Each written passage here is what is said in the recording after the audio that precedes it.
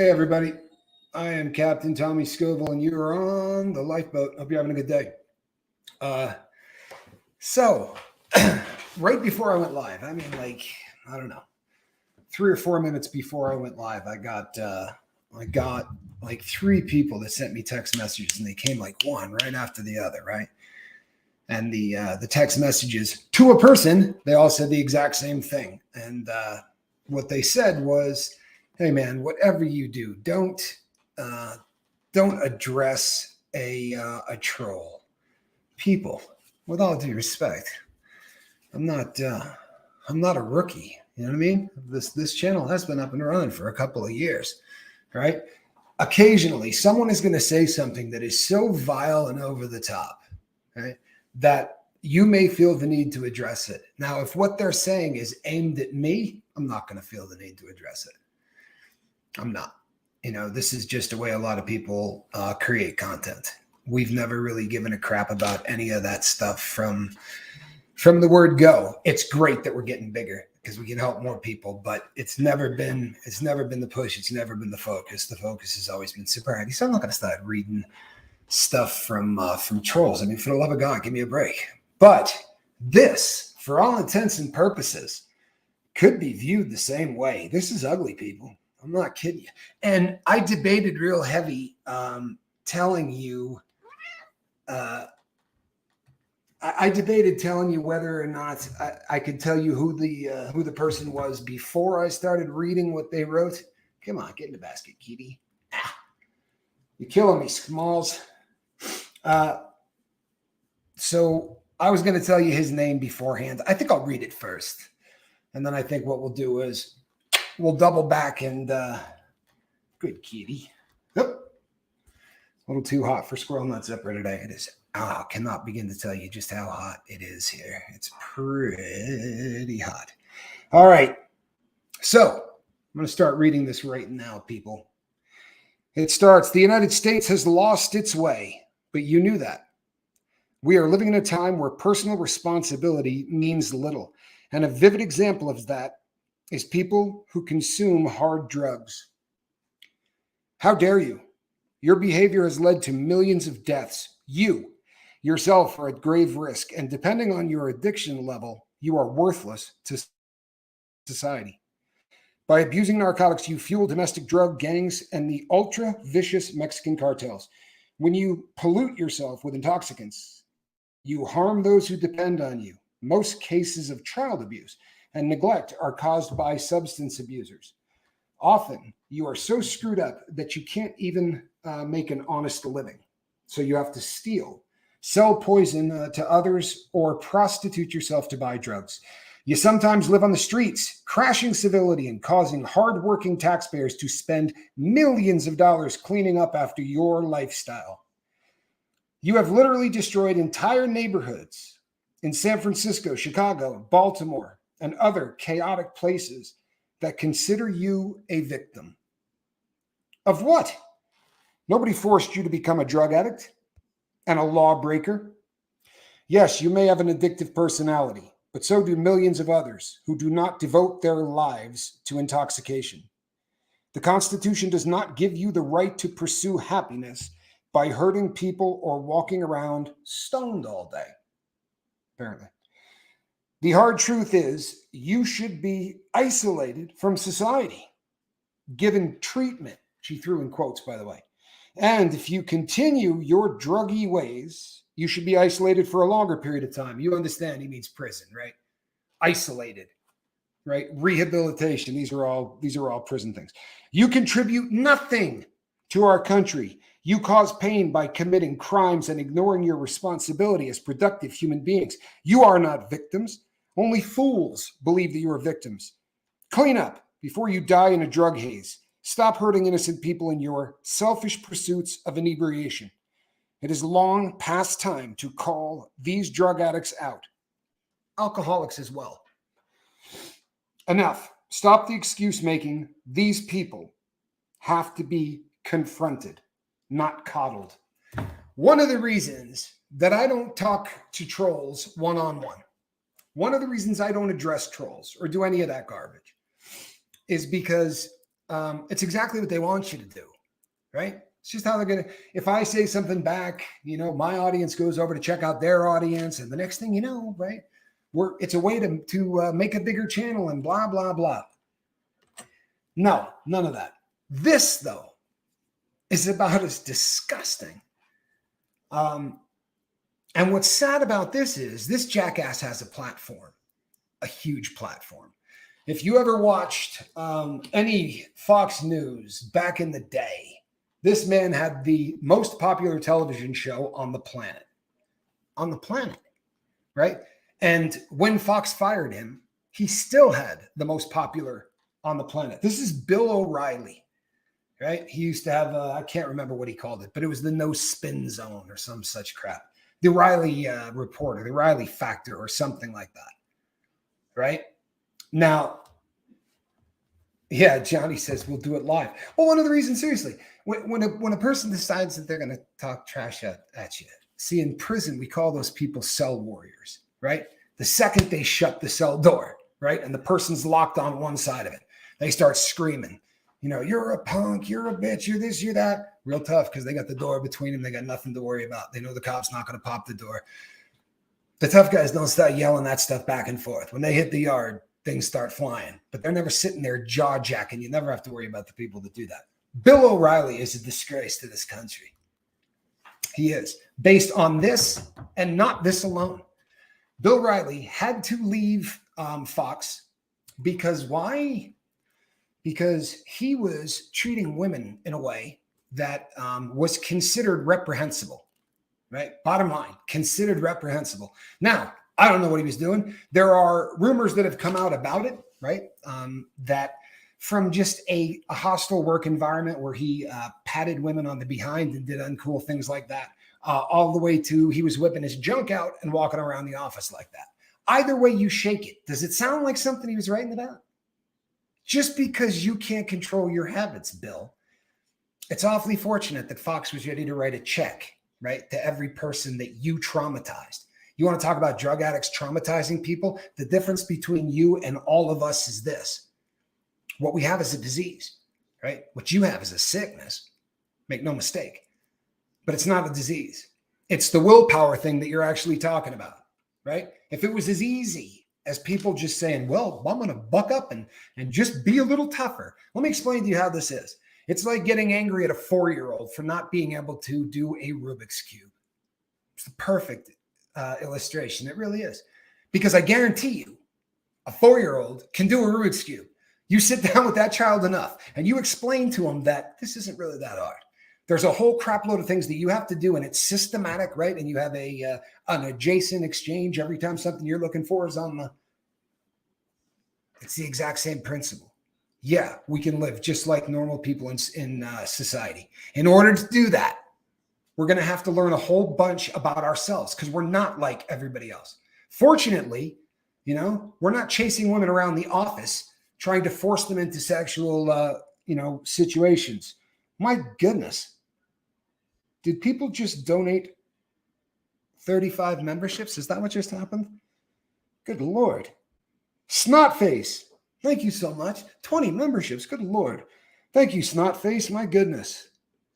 Miss Dragon. Miss Dragon, I saw one of your tapes that made me laugh today. You did a short about running from the, weren't planning on running today. And then the cops showed up, which I got a really good kick out of. And then Snotface with 10 more. Snotface, thank you so much. Now settle down. You've given plenty for the night, no more. Thank you, though. Snotface does rule. Make no mistake. Snotface, we love you. We really do. And we're glad that you're here. And you know what? Look, aside, I can't tell you that he did any of the things he's accused of. I can't. And I'll be really honest with you. I don't like making accusations against people if I don't know that what they're accused of is a stone cold fact. And I don't.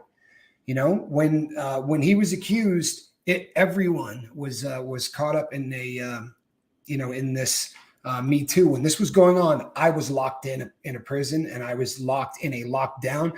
I had very little access to any of this. I remembered people who were just coming in talking about the Me Too movement and and what it meant and everything else. But I don't know.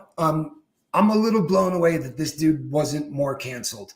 You know, this here is absolutely reprehensible, and it comes full circle from a place of ignorance, right? Not to be confused with stupidity, right? Now, don't get me wrong, the man might be stupid, but that's not what I'm speaking to. What I'm saying is he knows nothing about addiction. Nothing. Like this is literally like the reefer madness response to the number one problem facing the entire world today. And if you think I'm puffing up, you know, to sell that, it's the number one cause of death in our country, right? And trust and believe. I know we get picked on a lot for being very USA centric, and I can't help that. You know what I mean? That's where I did my time. That's where I grew up. I know we probably lean a little on the US. However, there's nowhere that doesn't have fent crawling all over it right now. They busted a guy today in the same jail that I talked about last week. He faked an injury so that they wouldn't be able to do a really good checkup on him. And he managed to take a plastic tube. Kind of a bummer. I really, I kind of hoped they were going to describe the plastic tube. But the plastic tube was big enough to hold about 70 fake OxyContin pills. And this guy managed to get that to the old prison locker. So it really is an epidemic, and it is everywhere. Do you know what, people? I just saw 3 digits. I just saw 3 digits. There was over 100 people in the comment section a moment ago, which is absolutely crazy. Watching on double speed. I tell you what, I talk kind of fast. He is a horrible human, Valerie. Would that be? Are we talking about what's his name? Bill O'Reilly. This just comes from a place of ignorance. I want to tell you something. There was a time in my life where I probably felt the same way, even when I was addicted, because I just didn't understand the concept of what this meant. Using drugs and doing all of that. When I got addicted to heroin, everything changed because it was a different kind of addiction. You know what I mean? Like I used to say stuff all the time like, oh man, you don't know how bad I need a bong hit, or you don't know how bad I need some weed right now. I never needed anything. I never needed a line of cocaine. I needed heroin, and I needed it every 8 hours, or I was going to get a kind of sick that you can't fake, right? There was no tough in it. Okay, well, you know what? I don't have any drug, but I got to go to a parent-teacher conference, so I'm going to go and knock that out real quick. Like that wasn't the kind of addiction that I had. If I didn't have my substance of choice, I was unable to keep anything in me from either side. Now, I don't mean in the first 20 or 30 minutes, but within the first 24 hours, I was going to be in vomitous mode. Yeah, 50 memberships is absolutely unbelievable. I just read a comment that said, wow, 50 memberships. Snotface and Miss Dragon, my word, thank you so much. Really is absolutely, it's humbling is what it is. It really is. It's humbling.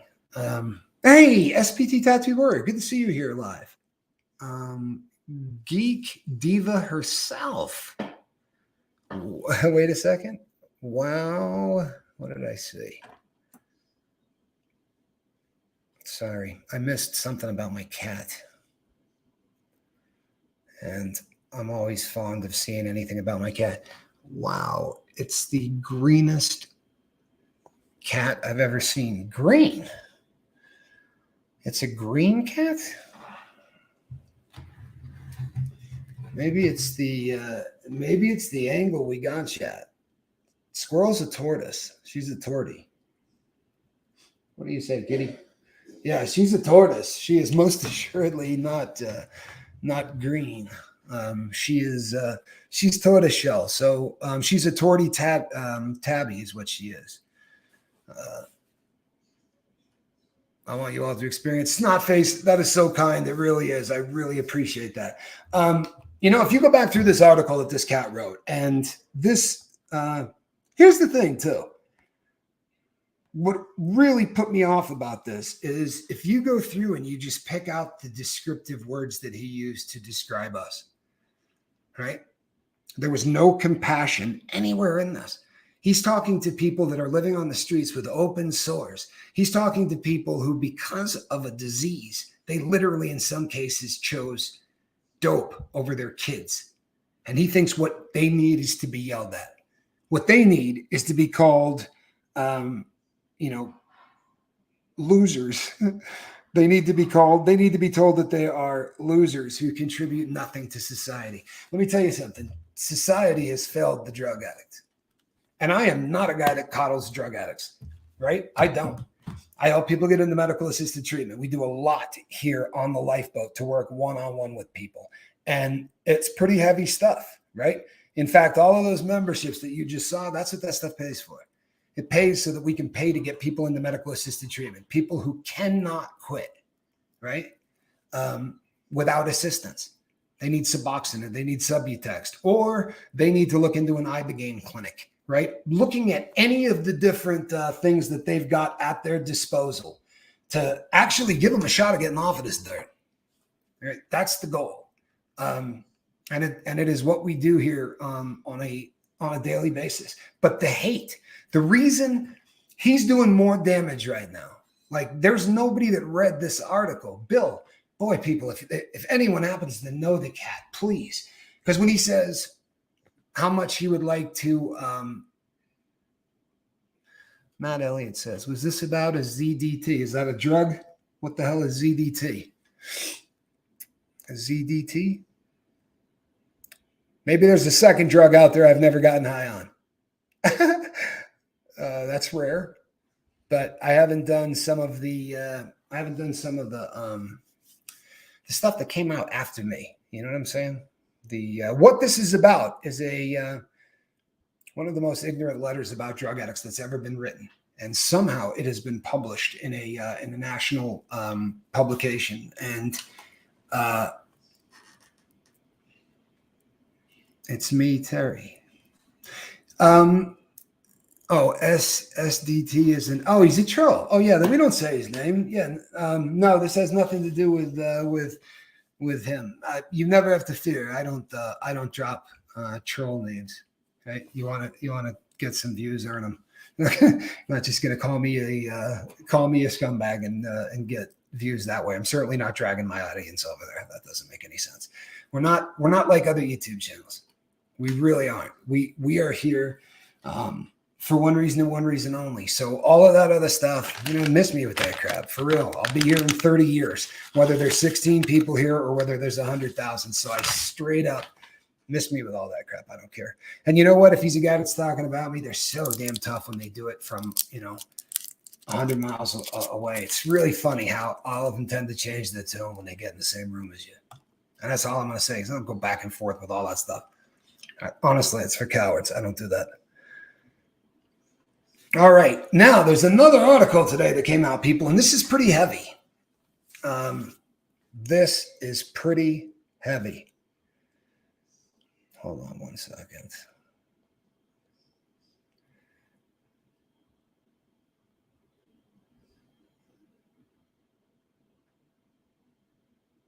Sorry.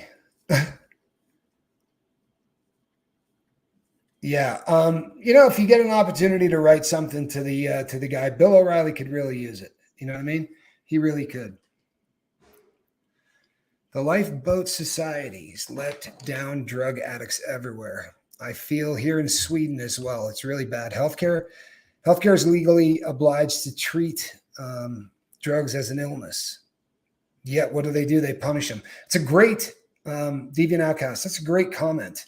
So today in the United States, the Supreme Court had in front of them a case about the Sacklers. If you've been with the Lifeboat for any length of time, you know who the Sackler family is, right? The Sackler family owned Purdue Pharmaceutical, and they've got a long history. They were the first advertisement ever made for a drug was a guy named Arthur Sackler. He invented advertising for drugs that require a prescription. The first one was Valium. And he made so many people so angry that he disappeared for a long time, right? He did like a disappearing act. And I'm not even being funny. Like nobody ever heard anything from Arthur Sackler for a real long time. until he did it again. And when he did it the second time, it wasn't Valium, it was OxyContin. And he knew.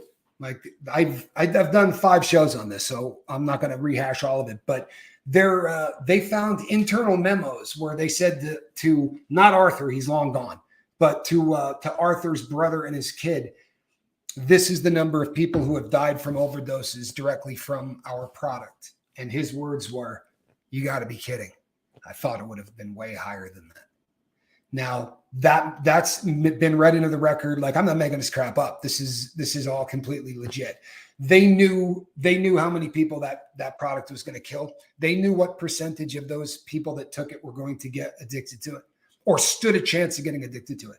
Yet in their literature, they would cite a study that was not even a study, right? Something called the Porter-Glick study, which was just 2 people that worked at a hospital writing down, I think about 7 or 8 people out of everybody that I've worked with has ever gotten addicted. Like, literally, there was no double blind.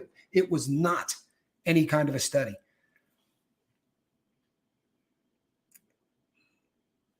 Sorry, it would be Valium. Snotface says, if I could take one drug for the rest of my life, it'd be Valium. Well, you know what? I mean, it's booze. It's booze in a pill, right? It was not a scientific study, says Dr. Melissa Kay. No, what the study was this. No study. What the I'm not going to call it a study. What the Porter Glick study was a doctor who said to his secretary, right, whose name was Glick. Porter says,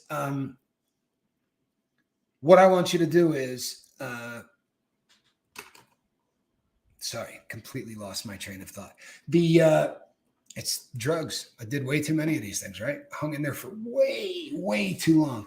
I know I was talking about the Sackler family. Today's ruling basically is this.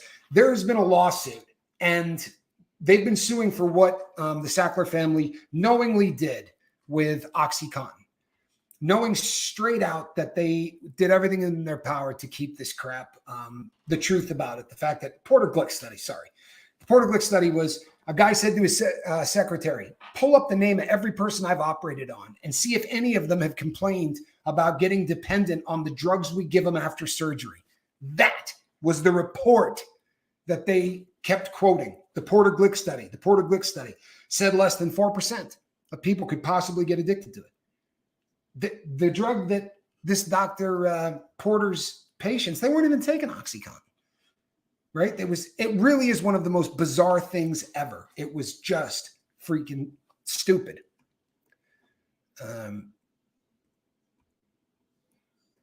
It was a comment, not a study. Thank you, Jason. That was probably a good way to put it. In fact, when they tracked the guy down, right, and told him that they wanted him to show up at Congress, and they had a subpoena, he was like, "What the hell are you talking about?"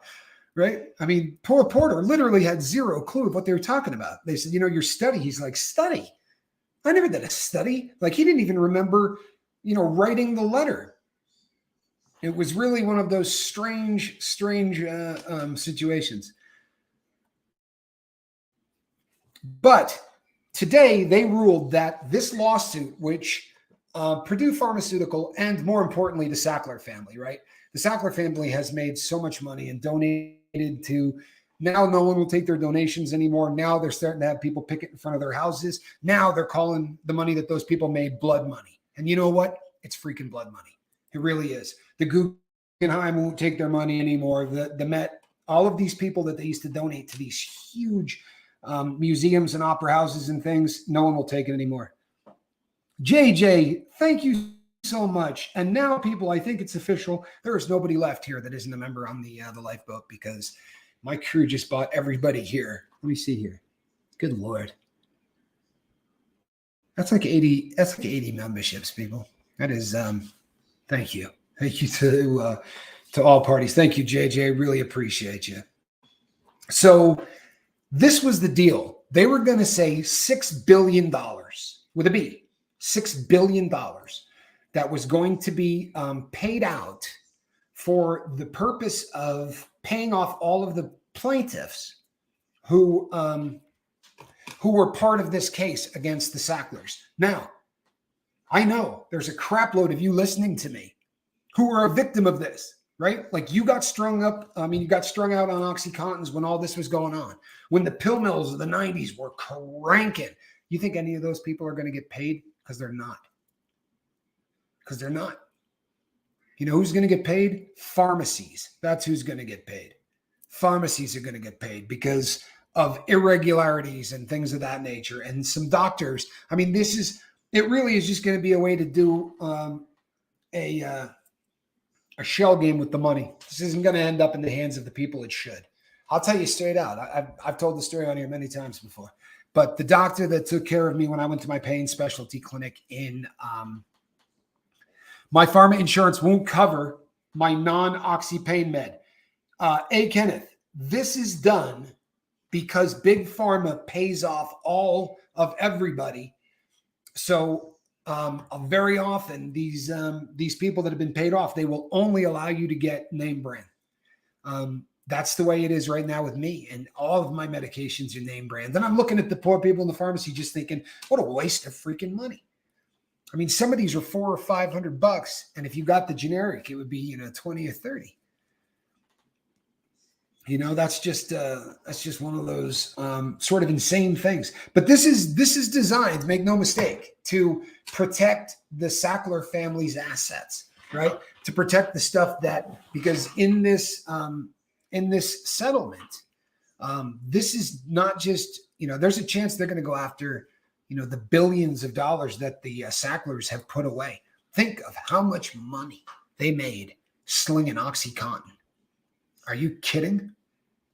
There's never been a time in this country where legal drugs,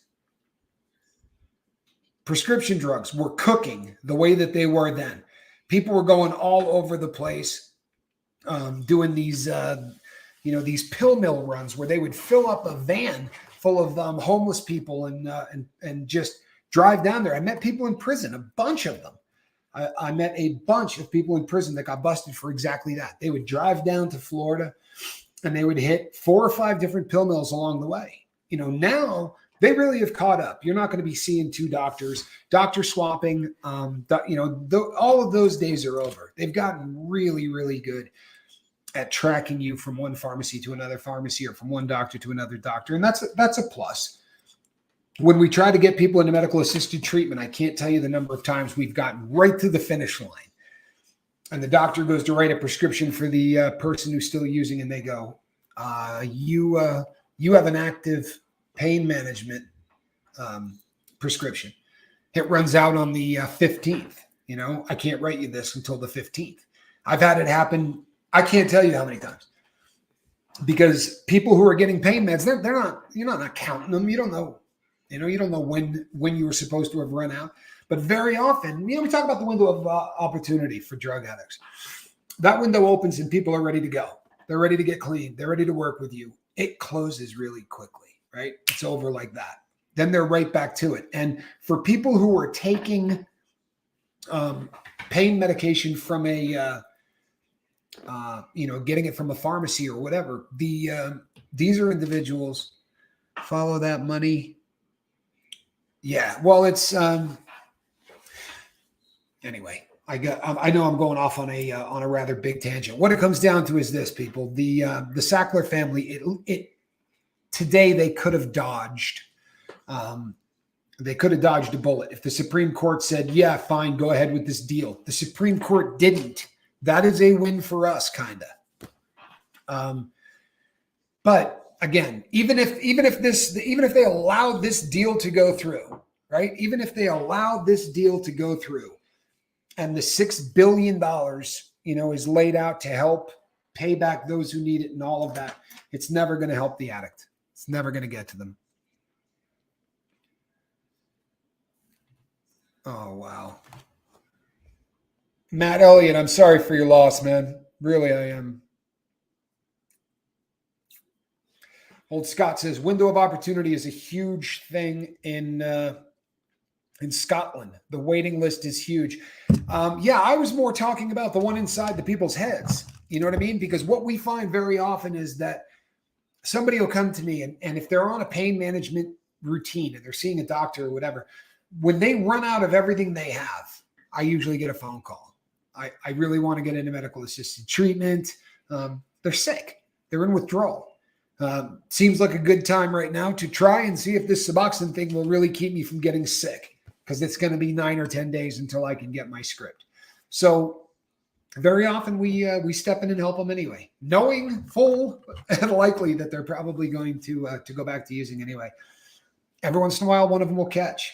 Every once in a while, one of them will catch. A lot of times, people who are in pain management actually need the drug, and this is something that gets confused, and it gets confused on the lifeboat a lot. So listen to me on this one, people, please. In fact, everybody up here, right? Just for a second, look at me. If you need pain medication, stop trying to quit pain medication. What I mean by that is not if you are suffering with, you were in a car accident, you broke your back, and the doctors are telling you that you're going to need to be on pain medication for the rest of your life. That may be the reality of the rest of your life. If so, you would like to be dependent, because there's no getting around that. What you don't want to be is addicted. And if you say, I don't understand the difference, Tom. The difference is if they write you a prescription for 4 OxyContin 80s a day, and you're supposed to take them at 6 a.m. and you're supposed to take them if you follow those instructions to the letter of the law, and you continue to do that forever, right? You're not looking to get more. You're not running out. You're not taking one more just to catch a buzz or to feel a glow. And it just manages the pain. Well, fantastic. If that's what you've got, we're not suggesting you quit. We're not suggesting that it would be a really good idea to walk through life for the rest of your time here in pain, right? No one here is ever going to advocate for that. I sure as hell am not. If you need pain medication, don't apologize for needing pain medication, but get with your doctor and become an advocate. What happened with me yesterday, when I went back and saw the cardiologist, right? This is a huge deal. This is really a much different situation. When I went yesterday and I talked to the doctors, I had 6 prescriptions altogether. Do you know what the doctor told me I need to be taking? 1. The other 5, my cardiologist, the other 5 thought those, not only do you not need to take them, you damn well shouldn't be taking them, right? They would not work well with what's going on in your life. So if you don't become an advocate, if I was just one of those blokes and I went down there and I got my prescription and, just take it home and do it, you better become an advocate. If you're on the pain management thing, we're not mad at you, right? Seriously, I get these emails every single week. I'm really sorry. I go to a pain management clinic. Look, if you're in pain, why the hell would you apologize for going to a pain management clinic? I don't think you should have to live your life in pain. I really don't. But I also would like you to not, I wouldn't, if you're running out with 8 days left every single month, you're a drug addict, right? You're not dependent. You're a drug addict. If you're running out of the dope that they give you, and there's 8 days that you have to figure out how to get through before they give you the next bottle, you're a drug addict. And doesn't make you a bad person. I'm a drug addict. That's my situation. I was over-medicated for several years. I went in and said, I need less of this stuff. I respect the hell out of that.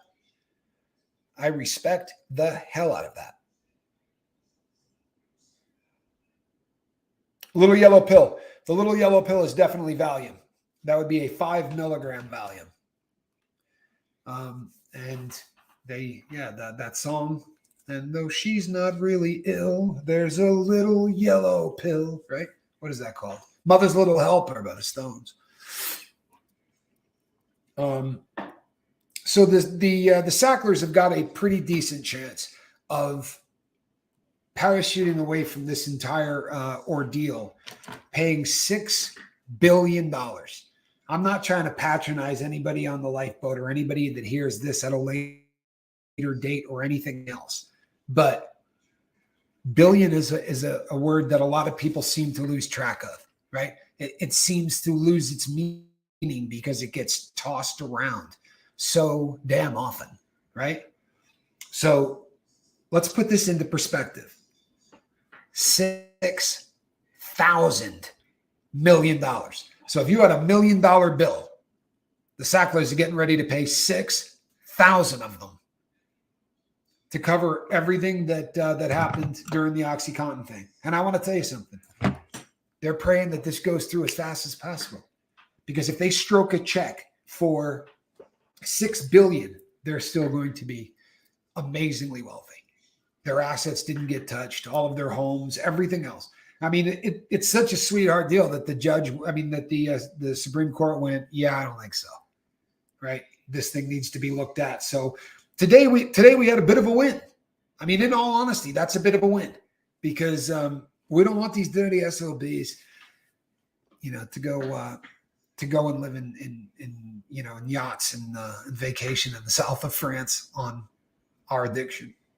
And sadly, that's exactly what happened. O'Reilly doth protest too much, methinks. Well, there's something to that, CK. I love that quote. It's a good one.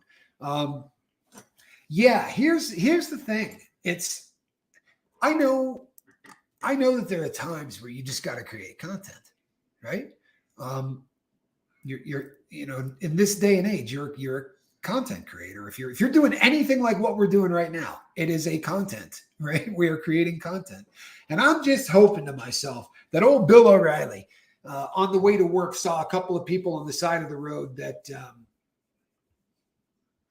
where did Bill O'Reilly comment that horrible stuff? It appeared in a magazine for the Newsmax magazine is where it appeared. It's going to be really interesting to see how people respond to that, because it really is the language is just ugly. Well, it's good that you're back in the game, Lemmy, and I hope that you're walking well in all aspects, my brother. I hope that you're doing well everywhere. I really do. Valerie, it's an article. You can Google it. It's what I had to do. I thought that was pretty ironic. The Stones knocking mothers for their drugs. Bonnie, yeah, it really is. It is.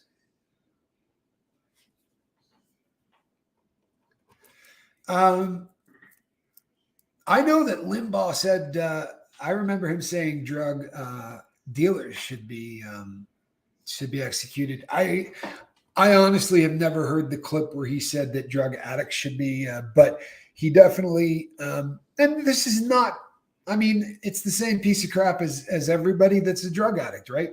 You lie to cover it, right? I mean, no one seems to, I was not at all shocked that he was lying to keep his drug addiction quiet.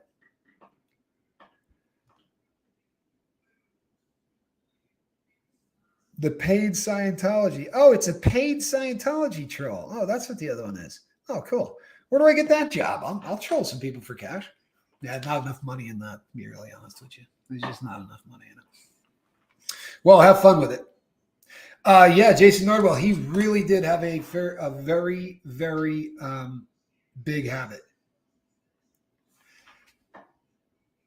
Yeah, I'm not too worried about that, people. I'm really not.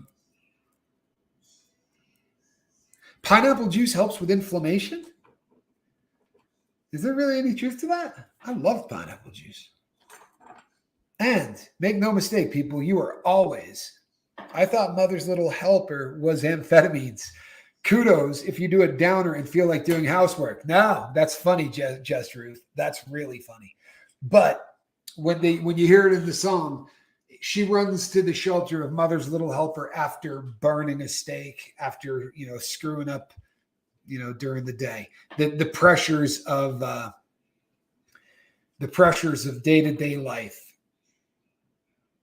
It's a natural laxative. I didn't know that either. See, I'm learning something new every day. Thank you, Terry.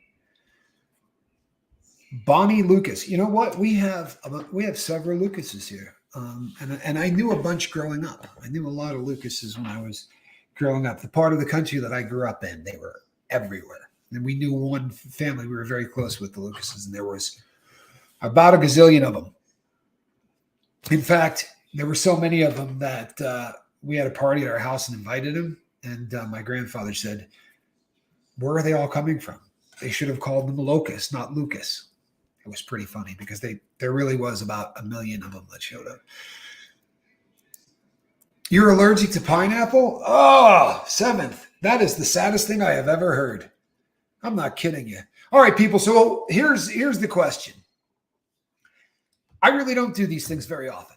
I don't, because my anger's at Bill O'Reilly. I'm not going to come on here and scream and get super mad, because if you watch from a distance, it always looks like I'm yelling at my, at the people that I care about, right? I'm not. I wasn't going that. That's never the route that I want to go, and I didn't want to go that route with Bill O'Reilly either. But this is an interesting. The reason that I wanted to bring this up, the reason that I thought it was so important is this is the extreme, right? Like, this is the ultra extreme of what the idiot, the stereotypical idiot that doesn't understand drug addiction, right? This is the ultimate, hands down, the best example of that I have ever seen. My drug company is currently unable to supply my pain meds. My pharmacist said I should ask my doctor for opioids. Yeah, no.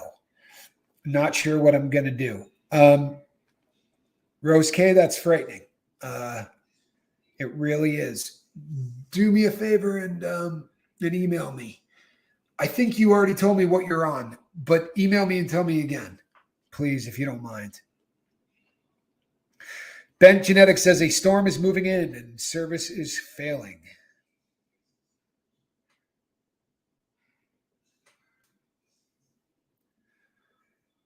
In the South, we would just say to Bill O'Reilly, well, bless his heart. There you go, Kelly. I can live with that. There you go. Well, bless his heart. But you know what I want everybody to take away from this? Anytime there's an archetype, right? Anytime that there's an archetype, the bigger than life loser, right? The bigger than life idiot that's going to annoy or cause problems or whatever, right? That's Bill O'Reilly. He's the top of the food chain in terms of being an idiot with the things that he says. But anytime there's an archetype like that, right? Anytime there's that perfect example of it, it's always the case that a lot of us do small amounts of the exact same thing. Even drug addicts, even people in recovery. There is still a little aspect of this in a lot of people. Really. I talk to people all day long. Like, this is, I do this a lot, people, considering that, this is not my job. I buy and sell watches, right? This is not my job. This has just been a passion for the last 2 years, and it's growing, which is fun, right? Very, very cool part of the growth is cool, and it's exciting. But I talk to people every single day, and the number of people who accidentally fall into the same kind of things. I'll talk to someone's parents, and their child is addicted to drugs, and I will get you'll be talking to them, and they love them to no end, right? It's not lack of love, that very rarely is a problem. But you hear them say things like, if he was just tougher. It's the same kind of stupidity. Do you understand? It's the same kind of ignorance. If you've got a loved one, and we have normies. I get a ton of emails these days from normies who say, any advice? Here's some advice. If you believe that drug addicts just need to get a little tougher, then you need to get a little education. You need to spend a little time, right? And the internet is the great equalizer. Go out and read about addiction. Take you 3 or 4 hours, right? Suspend everything else for a while, and just spend a few hours checking out some stuff about addiction. Because if you're still perpetuating that, honestly, it's like being racist in 2023, right? You just look at the person and think, man, I thought they stopped making you in the 50s, right? Sadly, There are people, especially of his generation, that haven't got the memo that addicts aren't criminals. Now, I was a criminal and an addict, but they are they can be they don't have to be mutually exclusive. They really don't. There's a lot. Hold on one moment. Why, thank you, Monk. That's a nice thing to say. Monk says there's a lot to hope. They're just hoping that I'm going to, they're all hoping I'm going to. No, honestly, we've been doing pretty well on the, we get a lot of people that hang out and chat, and they stick around for a long time. And the truth of the matter is, it's you guys talking to yourself, right? Fact checking myself. Rush said some things that could be interpreted as harsh prison sentences or execution, said that they should be sent up. So I don't know. Well, you know what, man? That's who facts checks themselves. I will tip my hat, man. Right? For real. That's solid. The fact that you went and tried to fact check yourself, I have a tremendous amount of respect for that. I really do. I do. Respect has gone the way of the dodo bird. There's no respect anymore. Honestly, people say to me all the time, I bet there's nothing that you missed from prison. Respect was pretty cool. The fact that everybody respected each other's stuff, everybody respected each other's space, and you never saw any of this jaw jacking, all of these, all of the keyboard warriors and all of those people, you don't say it unless you're ready to do something about it. It's a very different thing in the real world, I guess. All right, peeps, I'll tell you what I'm going to do. I stand for truth. Glad that you're here. Sorry. Hey, New Zealand Chili Head. Glad that you are here as well. People pick on me for being overly polite and respectful. It's weird. Well, you know what? I love it. Well, how's that? Rush says, I said no such thing. I'm an addict in recovery too. All right. From the great beyond, sitting in front of the, whatever he called that thing. Oh, I had it. The golden microphone. He's sitting in front of the golden microphone. Peggy Dooley, I'm glad you were here today too. Jaw Jackers and Twidiots. There you go. There you go. There you go. There you go. Peggy Dooley, we're glad you're here. Any day you're here. Dooley. There's another one. See, I had a friend in the joint, really young kid, lived on the same block as me. That was his last name. I think that there's a lot of that. A lot of people have a history of childhood trauma, or they have a history of something that they did not deal with at the time, right?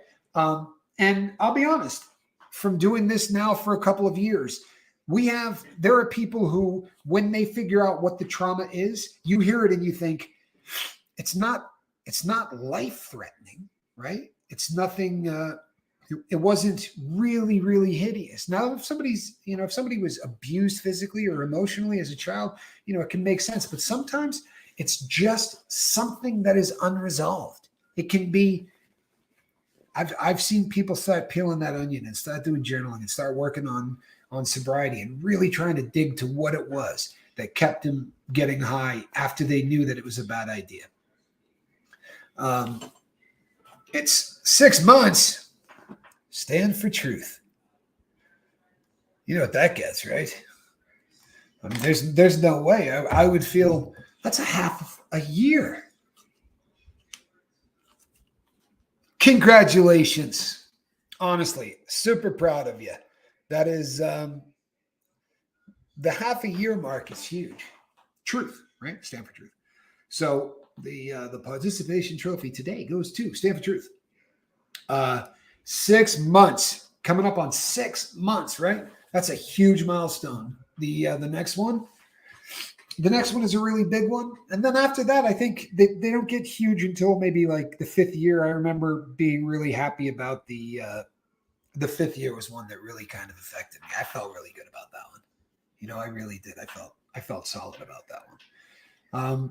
But we had a woman from Ireland who made a great point once about, people stumbling, and the fact that when somebody stumbles, very often they just start counting over. And when they do, very often they lose momentum, right? They start feeling bad about themselves. Look, you fall off the wagon and you drink for 3 weeks. Yeah, you relapse, right? That was a pretty heavy duty relapse. But I've been doing this long enough now to, how many times somebody's called me and said, I took one sip. I took one sip and realized how bad I was screwing up. I swear to you, Tommy, I poured the rest down the drain. Or they send me the video of them pouring the stuff down the drain. That's a screw up. That one shot of booze he got in his mouth. We need to write off those 8 years and start counting day one, do we? Tell you what, you do it any way you want. I'm not going to do it that way. I'm not doing that to anybody else. I would say this, last 10 years, right? I quit drinking and doing drugs 10 years ago. Had a stumble, didn't even last 10 minutes, but I stumbled once. But yeah, I've been off it 10 years. May seem like it's 6 and 1/2 dozen of another, but we need every boost we can get in the brain department, people. We're trying to figure out how to do a Rubik's Cube at 4. Right? We're really looking for, and the sad thing is this, the rules change for every person. If I help 50 people get sober, there are going to be 50 different approaches to how it happens. Because I don't write. If you think I get together with you and I say, here's what you're going to do, if I work with somebody, I'm just helping them try to figure out what's going to work for them. Because that's really what it's all about. It doesn't matter what worked for the last guy. And it sure as heck doesn't matter what worked for me or the next guy.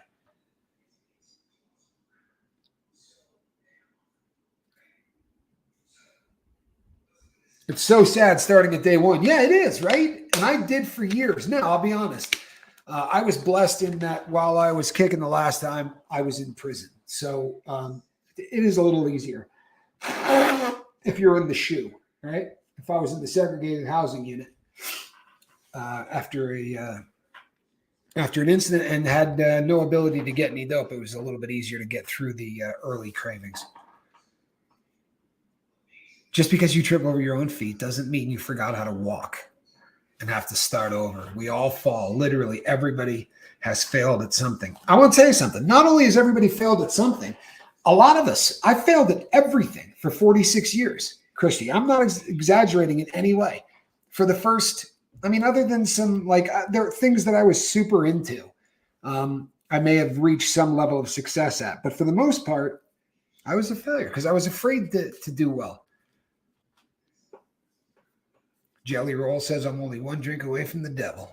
I'm only one call away from home. Just one of anything. To the good or the bad, it all depends on what you decide to do. Excellent. That's a great comment, Queen of the Normies. It really is. It's just a solid comment.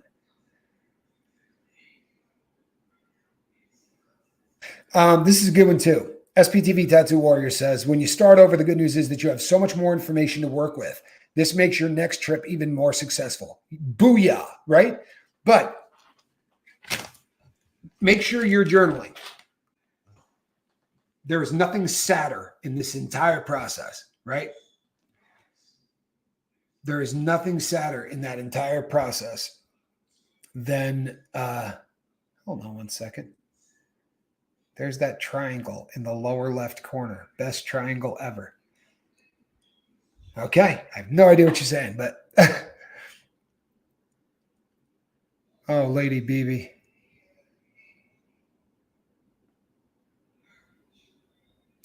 Yeah, I'm so sorry for that. I really am. I am so sorry for that. But it really is a great example of why pain meds are important. You know what I mean? If somebody's in hospice, or if somebody's getting close to the end of their time on this planet, you want to be the government bureaucrat that tells how much drugs that person can have so that they're not in pain. You want to go out there and tell if that woman is cheating, or that last one she took just to maybe feel a little better. Oh, the ear of the cat. Gotcha. Yeah, she's a pretty excellent cat, to be honest with you. Yes, she's an excellent cat. She really is. And we're coming up on her moment in the sun. I know you're all only here to see Squirrel Nut, but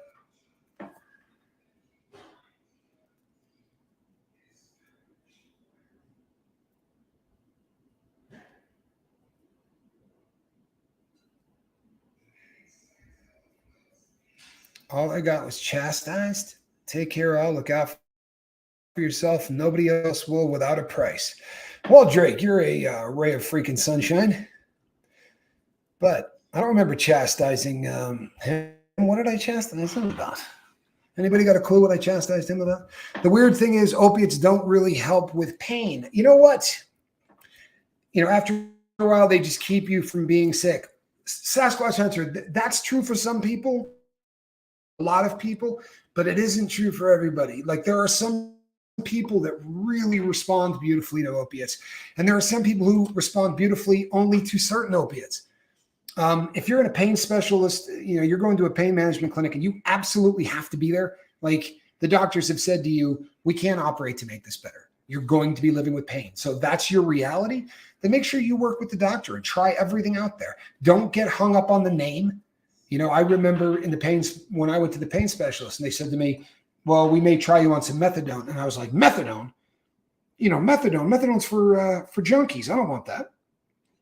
Don't go into anything with a preconceived notion. If you're trying to figure out how to fight pain, then go into it trying to fight pain. Work with the doctor. Tell him what works, what doesn't. You have to be your own advocate. My husband died of cancer and refused pain meds. Wow. Pretty much the whole time he tortured himself because of his ideas about drug addicts. It was horrible to experience from a caregiver role. I am so sorry, Valerie. There are people who really get on this wagon of no matter what, it's why I really want to stress it, and I say this all the time, but I don't know how often it really gets through. We're not an anti-drug channel. We're not. We're an anti-addiction channel. And what we do is we try to help people get sober. That's it. And as far as the price goes, we do it for free, right? We don't charge anybody anything you can come here and never take a buck out of your pocket. We do this because we need it as bad as you do. You understand? Hey, Rush, you're damn right. Rush said coming off of methadone was harder than coming off of heroin. And I absolutely promise you that Rush is right. Yeah, this time Rush is right because it not only is it harder, it takes forever. You know what I mean? Like you can sweat your way through. I don't care how strung out you are on H. You can sweat yourself out of it and work your way through it for 14 days tops, and then you'll start doing a little bit of sleep and you'll start getting a little bit normal. But yeah, I mean, you ain't getting done in 14 stories in 14 days. There's no chance of that happening on methadone.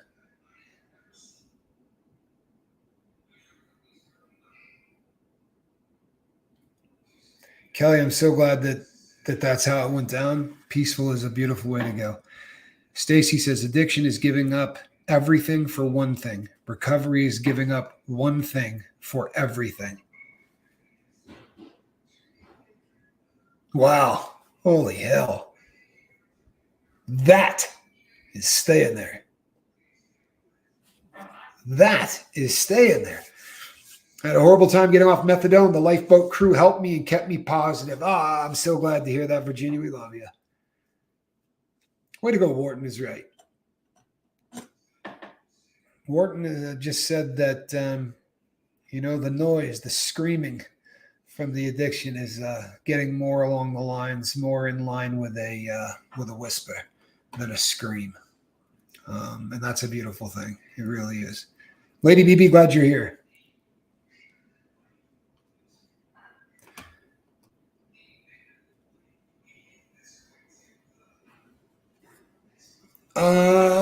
Brandon's part one was right before I left Nevada. So you're going to go back about 2 months, 2.5 months. All right. You reached out to me via Johnny. I have an alcohol addiction due to RA. And I chastised you, Doug. That's what you said. Oh, I know who you are. No, I didn't chastise you. You asked for my opinion, is what you asked for. And you said that you're treating RA with booze. And what I said is, booze ain't a good painkiller. Like, in all honesty, if you want to self-medicate, I have no problem with you self-medicating. But if you're really in pain, get a painkiller, right? Alcohol is not a good painkiller. It's a crappy painkiller, and it's addicting. On a scale of 1 to 10, it's a 3. Right? I mean, you honestly will get as much pain relief from aspirin as you're going to get from booze. So if you're drinking, truthfully, to relieve the pain, all I was saying is I would recommend that you talk to a doctor and get on some pain medication, because if you're going to have to be dependent on something, alcohol has got a ton of side effects that you're not going to have on a low dose, low rent opiate. That's just that's what my advice was, but I didn't chastise you. That I'm not exactly sure how that was chastising. And your name threw me off, bro, because that's not what the name came. You guys got to understand that when you email me and you send me things, I see these things in names that, like, I don't know who, who's what, but my dad was an alcoholic rehab counselor. He became sober after 30 years in AA. Wow. Yeah, it's going to bring us to the top of the hour. Tell you what, listen. Do me a favor.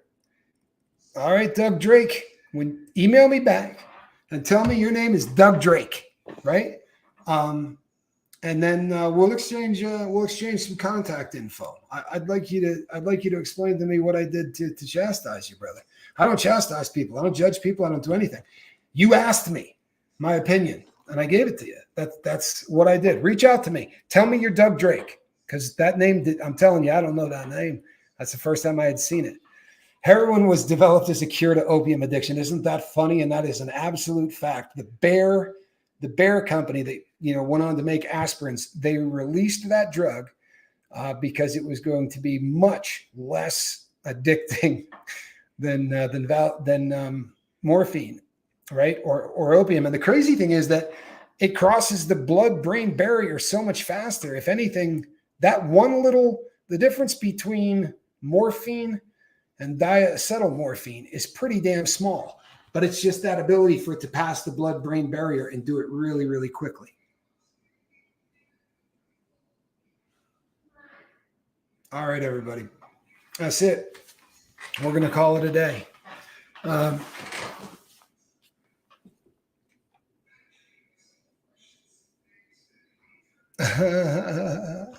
right. So I am Captain Tommy, and this here, that's a cat in the basket, and she is just gonna sleep apparently. Hazy Giggles, good to see you. Alrighty, peeps. See you on the next ride, huh? Between now and then, reach out and try to save somebody, and if that somebody is you, it's even better. God bless.